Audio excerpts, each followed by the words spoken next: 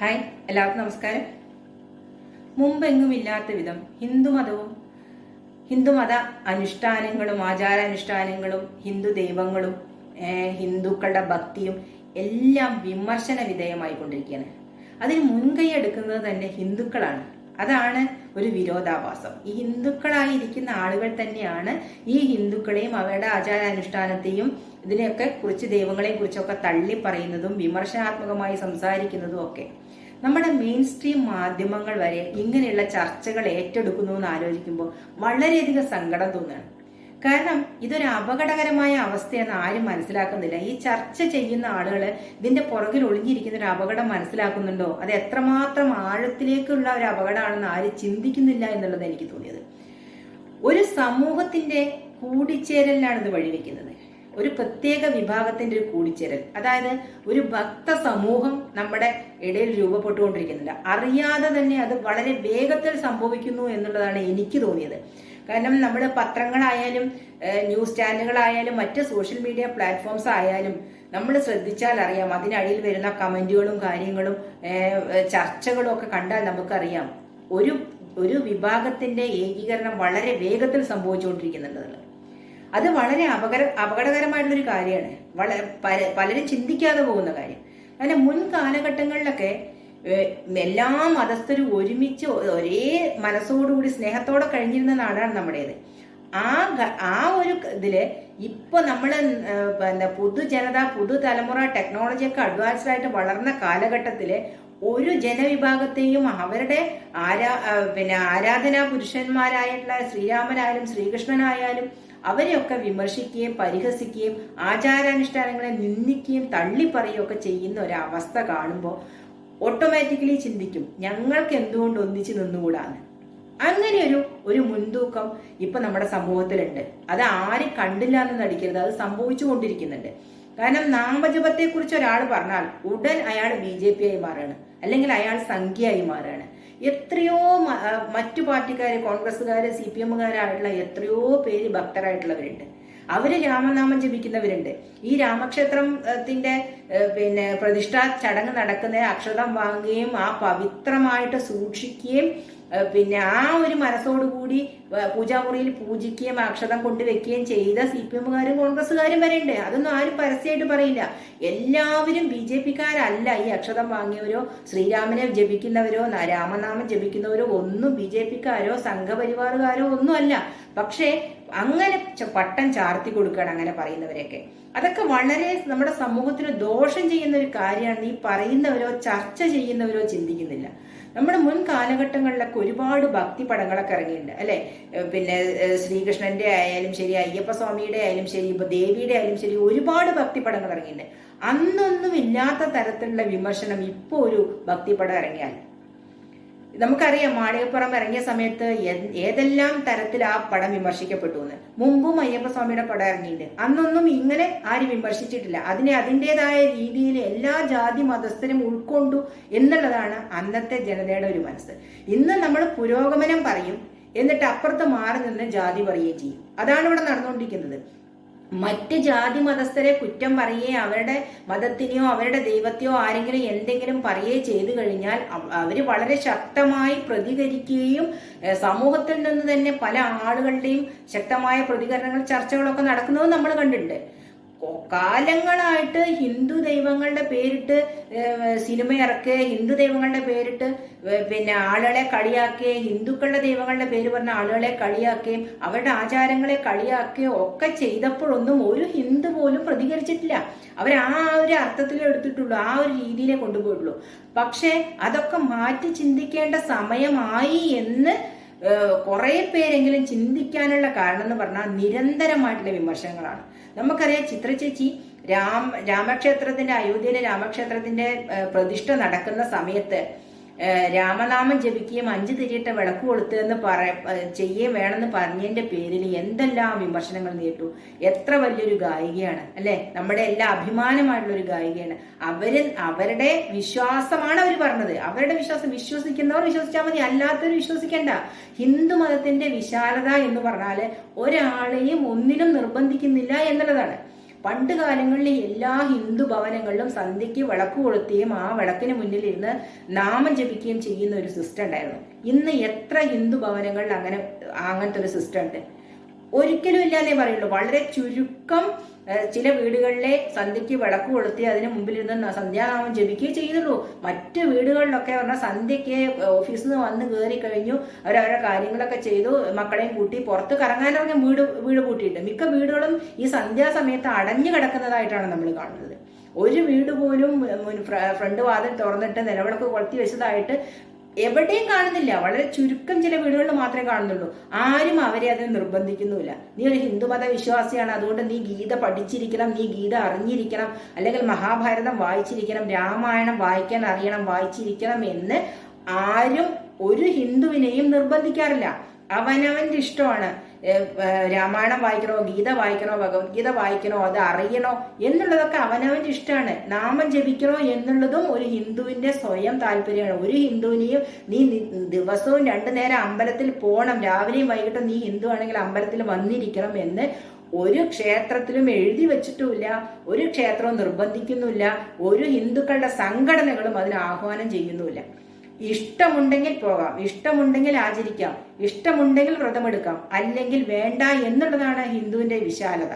അതാരും മനസ്സിലാക്കുന്നില്ല. ആരെങ്കിലും ഒന്ന് രാമനാമം ജപിക്കാൻ പറഞ്ഞാൽ ഉടനെ തുടങ്ങി ബഹളം. ഇഷ്ടമുള്ളവരെ, വിശ്വാസമുള്ളവര് ചെയ്യൂ എന്നാണ് ചിത്ര പറഞ്ഞത്. ചിത്രയ്ക്ക് അതിന് വിശ്വാസമുണ്ട്. ചിത്ര അതിനുള്ള വിശദീകരണം തന്നു കഴിഞ്ഞു. കാരണം കുട്ടിക്കാലം മുതൽ ഭക്തിയുടെ അന്തരീക്ഷത്തിൽ വളർന്ന ആളാണ്. അമ്മ അങ്ങനെയാണ് ഞങ്ങളെ വളർത്തിയത്. അത് മാറാൻ പോകുന്നില്ല. നമ്മൾ ചൊട്ടയിലെ ശീലം ചുടല വരെ എന്ന് പറയില്ലേ, അതുപോലെ തന്നെ നമ്മുടെ കുട്ടിക്കാലം മുതൽ നമ്മൾ ശീലിച്ച ശീലങ്ങളാണ് നമ്മൾ പിന്നെയും അത് പാലിക്കുക അല്ലെ. ആ ഒരു ശീലത്തിന്റെ പുറത്ത് പറഞ്ഞതാണ്, അവരുടെ ആ ഭക്തിയുടെ ഇതിലുകൊണ്ട് പറഞ്ഞതാണ്. അവര് പറഞ്ഞത് കേൾക്കേണ്ടവർക്ക് കേൾക്കാം, അല്ലെങ്കിൽ അതിനെ തള്ളിക്കളയാം.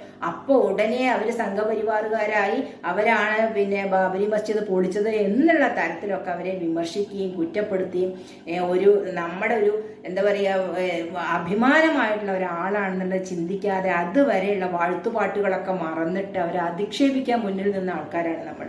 അതും ഹിന്ദുക്കള്.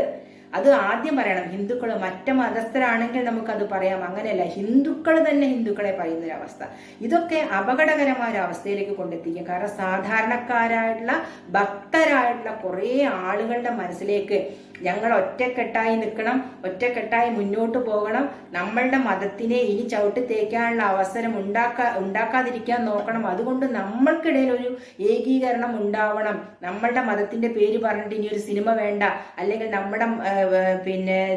നമ്മുടെ ദൈവങ്ങളുടെ പേര് പറഞ്ഞ് ഇനി ഒരു സിനിമ വേണ്ട, നമ്മളുടെ ദൈവങ്ങളുടെ പേര് പറഞ്ഞിട്ട് ഇനി ആരും കളിയാക്കണ്ട എന്നൊക്കെയുള്ള തീരുമാനങ്ങളിലേക്ക് ഈ ഭക്തരായിട്ടുള്ള ജനതയെ എത്തിക്കാനുള്ള ഒരു പ്രവണതയാണ് ഇതിലൂടെ കാണുന്നത്.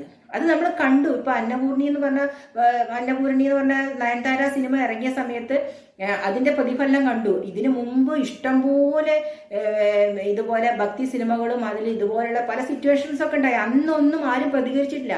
പക്ഷെ പ്രതികരിക്കാനുള്ള അവസ്ഥകൾ നമ്മുടെ നാട്ടിലും കേരളത്തിൽ ഇതുവരെ ഉണ്ടാക്കുന്ന സംഭവ വികാസങ്ങളാണ് ഇപ്പൊ ദിവസം പ്രതി നടന്നുകൊണ്ടിരിക്കുന്നത്. ഇപ്പൊ റീസെന്റ് ആയിട്ട് ലേറ്റസ്റ്റ് ആയിട്ട് വന്നുകൊണ്ടിരിക്കുന്ന ന്യൂസ് എന്ന് പറഞ്ഞാൽ നമ്മുടെ കാർത്തിക് സൂര്യനെ എല്ലാവർക്കും അറിയാലോ. കാർത്തിക് സൂര്യ അഗ്നിക്കാവടി എടുക്കുന്നതിന്റെ ഭാഗമായിട്ട് ഒരു വീഡിയോ ചെയ്തിരുന്നു. അതെങ്ങനെയാണ് എടുക്കുന്നത്, എങ്ങനെയാണ് വ്രതം നോക്കുന്നത്, അത് ചെയ്താലുള്ളതൊക്കെ പറഞ്ഞുകൊണ്ട് ഒരു വീഡിയോ ചെയ്തിരുന്നു. അതിനെ വിമർശിച്ചുകൊണ്ട് ഒരുപാട് പേര് വീഡിയോ ചെയ്യുകയും കമന്റ് ഇടുകയും ചെയ്യുന്നതായിട്ട് കണ്ടു. അത് കാർത്തിക് സൂര്യയുടെ വിശ്വാസമാണ്. അല്ലാതെ കാർത്തിക് സൂര്യ അഗ്നിക്കാവടി എടുക്കുന്നു എന്ന് പറഞ്ഞിട്ട് ഓടിപ്പോയി ഒരു കുട്ടിയും തീയിൽ പോയി ചാടില്ല. അല്ലാണ്ട് ഒരു മനുഷ്യനും തീ പോയാൽ തീ പൊള്ളും എന്നുള്ളത് അറിയാത്ത ആൾക്കാരല്ലല്ലോ കൊച്ചുകുട്ടികളായപ്പോയാലും. കാർത്തിക് സൂര്യ ചാടി ഞാനും ചാടാൻ തീയിൽ ചാടും ആരെങ്കിലും? ഒരിക്കലുമില്ല. ഒരു ഗെയിം ആണെങ്കിൽ ശരിയാണ്. ഏതെങ്കിലും ഒരു ഗെയിമിംഗ് പ്ലാറ്റ്ഫോമിൽ ചെന്നിട്ട് ഞാൻ ഈ ഗെയിം കളിച്ചു എന്ന് പറഞ്ഞാൽ ആരും വലിയവരായാലും കുട്ടികളായാലും ഒക്കെ ചെയ്യും. പക്ഷെ തീയിൽ ചാടാന്ന് പറഞ്ഞാൽ 2 വട്ടം ഒന്നും ആലോചിക്കും. ബുദ്ധിയില്ലാത്തവർ മാത്രമേ അത് ചെയ്യുള്ളൂ അല്ലെ. അപ്പോൾ ആ അഗ്നിക്കാവടി എടുക്കണമെങ്കിൽ അതിൻ്റെതായിട്ടുള്ള ആചാരങ്ങളും മുറകളും ചിട്ടവട്ടങ്ങളും ഒക്കെ ഉണ്ട്. അത് കാർത്തിക് സൂര്യയുടെ വിശ്വാസമാണ്. അത് ആരെങ്കിലും വന്ന് ചെയ്യുന്ന ഒരിക്കലും കാർത്തിക് സൂര്യ നിർബന്ധിച്ചിട്ടില്ല. ഇത് ഇന്നും ഇന്നലെയും തുടങ്ങിയ ആചാരമല്ല, കാർത്തിക് സൂര്യ ഉണ്ടാക്കിയ ആചാരമല്ല. എത്രയോ വർഷങ്ങളായിട്ട് നമ്മുടെയൊക്കെ ചുറ്റുവട്ടത്തുള്ള സുബ്രഹ്മണ്യ സ്വാമി ക്ഷേത്രങ്ങളിൽ നടന്നുകൊണ്ടിരിക്കുന്ന ആചാരമാണ് അല്ലെ? തൈപ്പൂയത്തിനോടനുബന്ധിച്ച് നമ്മൾ കണ്ടോണ്ടിരിക്കുകയാണ്. ഇപ്പൊ തൈപ്പൂയാണ് 26-ാം തീയതി. അതിനോടനുബന്ധിച്ച് മിക്ക ക്ഷേത്രങ്ങളിലും നടക്കുന്ന കാര്യങ്ങളാണ് നമ്മൾ ഈ കണ്ടോണ്ടിരിക്കുന്നത്, കേൾക്കുന്നതൊക്കെ. പക്ഷെ അതിനെ വളരെയധികം വിമർശനപരമായിട്ട് ഹിന്ദുക്കൾ വരെ പറയാന്ന് പറയുമ്പോൾ സ്വാഭാവികമായിട്ടും മനുഷ്യന്റെ മനസ്സിലേക്ക് തൻ്റെ മതത്തെക്കുറിച്ചുള്ള ബോധം വീണ്ടും വീണ്ടും കുത്തിവെക്കുകയാണ്. ഞങ്ങൾ വിമർശിക്കപ്പെടുന്നു, ഞങ്ങളൊരു കൂട്ടരെ മാത്രം വിമർശിക്കപ്പെടുന്നു, മെജോറിറ്റി ആയിട്ടുള്ള ഒരു വിഭാഗം നിരന്തരം വിമർശിക്കപ്പെടുന്നു. എന്തുകൊണ്ട്? അവൻ്റെ ഭക്തിയെ, അവൻ്റെ വിശ്വാസങ്ങളെ കുറിച്ച് പറയുമ്പോൾ അവൻ BJPയും സംഘിയുമായി മാറുന്ന ഒരു കാലഘട്ടത്തിലൂടെയാണ് നമ്മൾ കടന്നു പോകുന്നത്. എത്രയോ CPMകാരും കോൺഗ്രസ്സുകാരും ഭക്തരായിട്ടുള്ള ആളുകളുണ്ട്.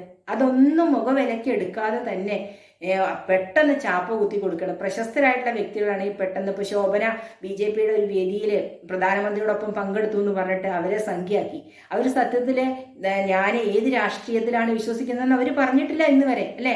അവർ പ്രധാനമന്ത്രി പങ്കെടുക്കുന്ന ഒരു ചടങ്ങിലേക്ക് ക്ഷണം കിട്ടിയാൽ ആരും പോകും. അതൊരു അഭിമാനമാണ്. നമ്മുടെ രാജ്യത്തിന്റെ പ്രധാനമന്ത്രിയാണ്. അത് ഏത് രാഷ്ട്രീയക്കാരനായിക്കോട്ടെ, അത് കോൺഗ്രസിന്റെ പ്രധാനമന്ത്രി ആയിക്കോട്ടെ, ക്ഷണം കിട്ടിയാൽ ചിലപ്പോൾ ശോഭന പോകും. പ്രധാനമന്ത്രി ക്ഷണിച്ചതാണ്, അത് അവഗണിക്കാൻ കഴിയില്ല. അതാണ് ഒരു പൗരന്റെ ധർമ്മം എന്നത്. ആ ധർമ്മം നിറവേറ്റാൻ പോയ ശോഭനയ്ക്ക് കിട്ടിയത് എന്താണ്? ചിത്രചേച്ചിക്ക് കിട്ടിയത് എന്താണ്? ഇപ്പൊ കാർത്തിക് സൂര്യക്ക് കിട്ടിക്കൊണ്ടിരിക്കുന്നത് എന്താണ്? അപ്പൊ നിരന്തരമായിട്ട് ഇങ്ങനെയുള്ള പ്രശ്നങ്ങൾ ഉണ്ടാവുമ്പോൾ ഒരു ഒരു ഒരു ഒരു വിഭാഗത്തിന്റെ ഒരു രൂപീകരണം അതിവേഗം നടക്കുന്നുണ്ട്. പലരും അത് മനസ്സിലാക്കുന്നില്ല. നമുക്കറിയാം, പല സ്ഥലത്തും ചെല്ലുമ്പോൾ പലരുടെയും ചർച്ചകൾ, പ്രത്യേകിച്ച് സ്ത്രീകളുടെ ഇടയിലുള്ള ചർച്ചകൾ ഈ ഇതിനെ ചുറ്റിപ്പറ്റിയാണ്. കാരണം മറ്റ് മതങ്ങളെയൊക്കെ കുറിച്ചോ അവരുടെ വിശ്വാസങ്ങളെക്കുറിച്ചോ അവരുടെ ദൈവങ്ങളെക്കുറിച്ചോ പറഞ്ഞു കഴിഞ്ഞാലും ശക്തമായി പ്രതികരിക്കാനും വിമർശിക്കാനും കേസെടുക്കാനും ഒക്കെ അത്യുത്സാഹം കാണിക്കുന്ന നമ്മുടെ സിസ്റ്റം എന്തുകൊണ്ട് ഭൂരിഭാഗം വരുന്ന ഒരു ഹിന്ദുക്കളെ മാത്രം എപ്പോഴും ചവിട്ടി തേക്കുന്നു? എന്തുകൊണ്ട് അവരുടെ ദൈവങ്ങളെ ഇകഴ്ത്തി കാണിക്കുന്നു? വിശ്വാസമില്ലെങ്കിൽ വേണ്ട, വിട്ടുകളയണം. വിശ്വാസമുള്ളവർ വിശ്വസിച്ചോട്ടെ, അല്ലാത്തവർ വിശ്വസിക്കേണ്ട. അത് അവരുടെ, കാരണം നമ്മളെ ഓരോരുത്തരും ഓരോ മതസ്ഥരും ഒരു വിശ്വാസത്തിന്റെ പുറത്താണ് ജീവിക്കുന്നത്. കാരണം പല തരത്തിലുള്ള ദുഃഖ ദുരിതങ്ങൾ അനുഭവിച്ച് മുന്നോട്ട് പോകുമ്പോൾ, ഈ ജീവിതം ജീവിച്ച് തീർക്കുമ്പോൾ ഏതെങ്കിലും ഒരു ഘട്ടത്തിൽ അവനവൻ വിശ്വസിക്കുന്ന ദൈവത്തെ അവർ വിളിച്ചു പോകും. ആ ദൈവത്തെ മുറുകെ പിടിച്ച് ആ ദൈവത്തെ മുന്നിൽ കണ്ട് എന്തോ ഒരു ശക്തി നമ്മുടെ മുന്നിൽ ഉണ്ട് എന്നുള്ള ആ ഒരു സങ്കല്പത്തിൽ ജീവിക്കുന്ന ആൾക്കാരാണ് സാധാരണ ജനത. എന്നാൽ അവർക്ക് ആ ഒരു വിശ്വാസം ഇല്ലെങ്കിൽ മുന്നോട്ടൊരു ജീവിതമില്ല. തങ്ങളെ നയിക്കാൻ, നാളെ തങ്ങളെ രക്ഷപ്പെടുത്താൻ ഒരു ശക്തി തങ്ങളുടെ മുന്നിലുണ്ടെന്ന് എല്ലാവരും വിശ്വസിക്കുന്നു. ആ വിശ്വാസത്തെ മുറുകെ പിടിച്ച് ജീവിക്കുമ്പോൾ അതിനെ തടസ്സപ്പെടുത്താൻ വരുന്നത് ആരായാലും അവരോട് ദേഷ്യം തോന്നും. അപ്പോൾ നമുക്ക് ആഴത്തിലുള്ള വിശ്വാസം വീണ്ടും ഉണ്ടാവുകയാണ് ചെയ്യുക, രൂപപ്പെടുകയാണ് ചെയ്യുക. അതാണ് ഇപ്പോൾ ഇവിടെ സംഭവിച്ചുകൊണ്ടിരിക്കുന്നത്. അതുകൊണ്ട് തന്നെ ഇത് അപകടകരമായിട്ടുള്ള അവസ്ഥയാണ്. നമ്മുടെ കേരളത്തിന്റെ അവസ്ഥ മാറി മറിയാനുള്ള ഒരു സാഹചര്യം നമ്മുടെ കൂട്ടത്തിലുള്ള ആളുകൾ തന്നെ ഉണ്ടാക്കുന്നു എന്നുള്ളതാണ് ഏറ്റവും ചിന്തിക്കേണ്ടതായിട്ടുള്ള വിഷയം. എനിക്ക് തോന്നിയതാണ്, ഒരു സാധാരണ വീട്ടമ്മ എന്നുള്ള രീതിയിൽ, ഒരു ഭക്തിയിൽ വിശ്വാസമുള്ള ഒരു വീട്ടമ്മ എന്നുള്ളതിൽ എനിക്ക് തോന്നിയത്, പല സ്ത്രീകളുടെയും വായിൽ നിന്ന് കേട്ടത്, പല ആളുകളും ചർച്ച ചെയ്തത് ഒക്കെയാണ് ഞാൻ പറഞ്ഞത് എനിക്ക് തോന്നിയത്. കാരണം എനിക്ക് തോന്നിയ പല കാര്യങ്ങളും പല ആളുകൾക്കും തോന്നി തുടങ്ങിയിട്ടുണ്ട് എന്നുള്ളത് എനിക്ക് മനസ്സിലാക്കാൻ കഴിഞ്ഞു. അതുകൊണ്ടാണ് ഞാനിത് ഇത്രയും ഇവിടെ പറഞ്ഞത്.